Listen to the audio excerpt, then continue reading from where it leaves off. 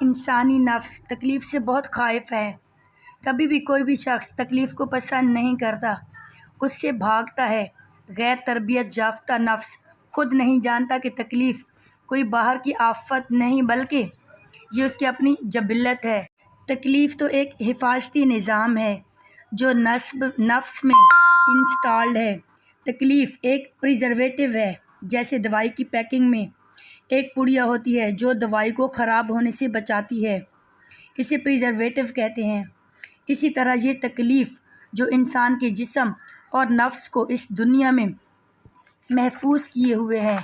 تکلیف سے زندگی اس سیارے پر برقرار ہے اور خاص طور پر انسان کی زمین پر تمام جانداروں پر بلا شرکت غیر حکمرانی میں اس کے شعور میں تکلیف کے علم کا بہت بڑا کردار ہے۔ تنہائی میں اپنا جائزہ لیں، کسی تکلیف کے آ جانے پر اس کا سامنا ہم کیسے کرتے ہیں؟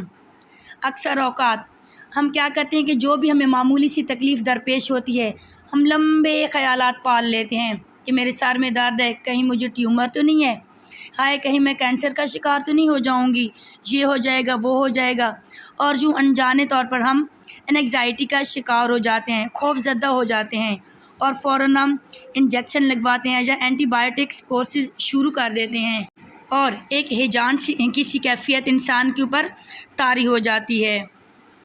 انسان لمبی سوچوں میں چلا جاتا ہے کہ ہائے اگر میں مر گیا تو میری بیوی بچوں کا کیا ہو جائے گا، ہائے میں برباد ہو گیا۔ انسان کو اتنی تکلیف کا سامنا نہیں کرنا پڑتا جتنا کہ اس کو ذہنی تناؤ کا سامنا کرنا پڑ جاتا ہے۔ انسان کو اتنی اس کی تکلیف خراب نہیں کرتی جتنا کہ اسے ذہنی تناؤ۔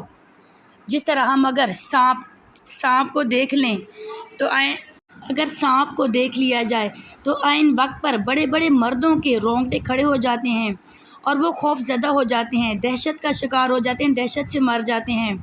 سانپ کیا ہے؟ سانپ تو ہمارا دشمن ہے، لیکن اصل دشمن کیا ہے؟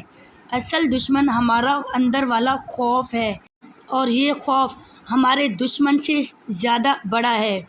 انسان جو کہ موت کے خوف سے چونک اٹھتا ہے اور اپنی زندگی کے عدم تحفظ اور بے ثباتی کا ماتم کرنا شروع کر دیتا ہے۔ ایک اور ایگزامپل دینا چاہوں گی کہ فرض کیا ایک انسان کو کینسر ہو جاتا ہے۔ کینسر کیا ہے؟ اس کا کیا مطلب ہے کہ ایک جسم کا حصہ بغاوت پر اتر کر اپنے ہی جسم کو مارنے پہ تل گیا ہے۔ بیماری، تکلیف، درد، تو یہ تو مینیفیسٹیشن ہے، یہ تو آخری اور حتمی نتیجہ ہے۔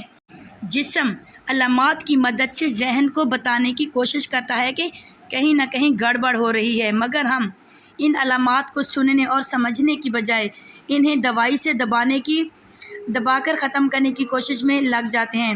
ویسے بھی ایک عام جسم کو روزانہ کی بنیاد پر بہت سی پینز سے واسطہ پڑتا ہے۔ ان پر اچانک پینک ہو جانا صرف بے چینی ہی پیدا کر سکتا ہے۔ اگر ہم اپنے جسم کو سننے کی مہارت حاصل کرنے میں کامیاب ہو جائیں تو ہم دیکھیں گے کہ یہ حیوانی جسم، یہ مٹی کا کلبوت اپنے بچاؤ میں انتہائی ماہر ہے۔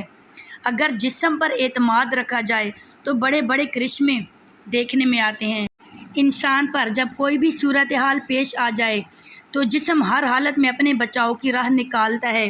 کسی تکلیف یا درد کے موقع پر اپنے جسم کو کچھ دیر کے لیے اس سے نمٹنے کا موقع دیں، پورا اعتماد رکھیں، پھر دیکھیں کیا ہوتا ہے۔ تکلیف اور انسان کا ایک اور رشتہ بھی ہے۔ تکلیف کے بغیر کوئی انسان کچھ بھی نہیں سیکھ سکتا۔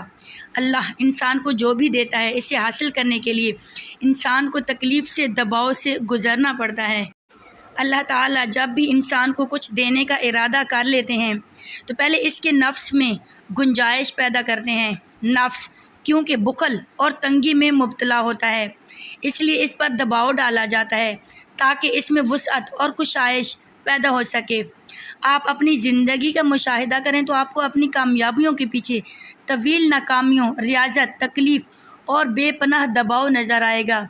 یہ قدرت کا اصول ہے، جتنا بھی ہم پر دباؤ ڈالا جاتا ہے اس کا صاف مطلب یہی ہوتا ہے کہ کوئی نئی عطا یا کوئی نئی چیز ہم پر ظہور ہونے والی ہے۔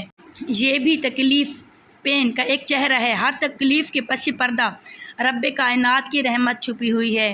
تکلیف اللہ کی بندے سے محبت کی نشانی ہے۔ ایک محترم استاد کا قول ہے کہ کیا ہی خوب قول ہے کہ تکلیف اور مصیبت اگر کوئی بری شے ہوتی تو یہ کبھی بھی انبیاء پر نہ آتی۔ اللہ تعالیٰ قرآن پاک میں فرماتے ہیں سورہ نشرح، بے شک ہر مشکل کے ساتھ آسانی ہے۔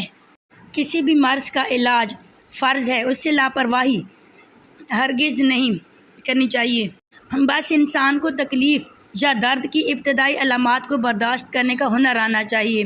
اپنے جسم کی بات سنیں، اسے سمجھیں۔ یہ ایک بہت بڑا فن ہے، بہت بڑی نعمت ہے۔ آپ کا جسم آپ کو کچھ بتانا چاہتا ہے، اس کی بات کو غور سے سنیں اور یہ اپنے آپ کو